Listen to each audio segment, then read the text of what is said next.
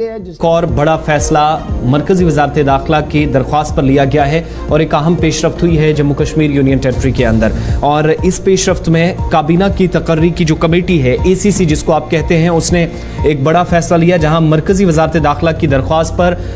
1989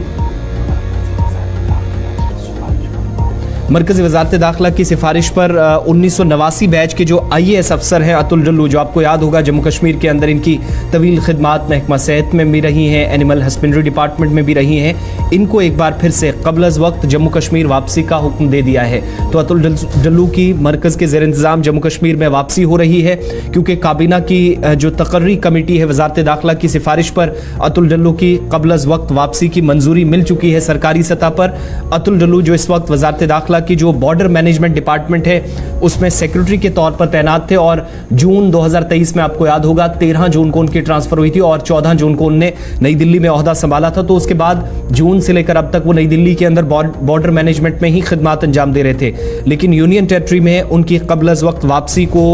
UT के chief secretary के तौर पर भी उनकी तकर्री की शायद हो सकती है।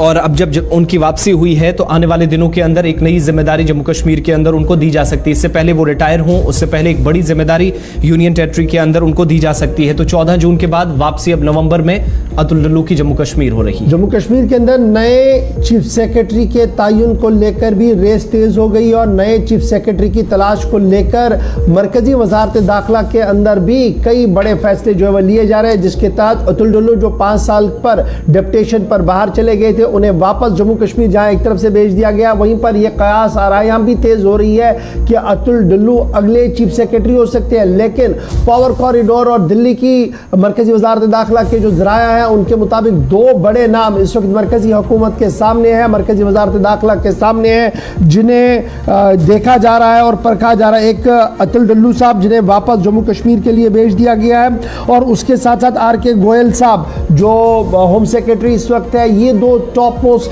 रनर अप्स हैं। ये 2 नाम इस वक्त मरकजी हुकूमत के सामने है जिन्हें चीफ सेक्रेटरी के लिए लिया जा सकता है। और कल जो कैबिनेट कमेटी ऑन अपॉइंटमेंट्स है उन्होंने एक बड़ा फैसला लिया जिसके तहत जम्मू कश्मीर इंतजामिया की दरख्वास्त पर दोबारा से अतुल डल्लू को जम्मू कश्मीर तो रवाना कर दिया गया है, दोबारा वहाँ उन्हें भेज दिया गया है। ताहम अगले चीफ सेक्रेटरी कौन होंगे उसके लिए सिर्फ चंद दिनों का इंतजार होगा क्योंकि 31 तारीख को मौजूदा चीफ सेक्रेटरी की मियाद जो है वो मुकम्मल हो रही है और उससे कबल मरकजी वजारत दाखिला बाज़ाब्ता तौर पर अनाउंसमेंट करेगी कि जम्मू कश्मीर के लिए नए चीफ सेक्रेटरी कौन होंगे।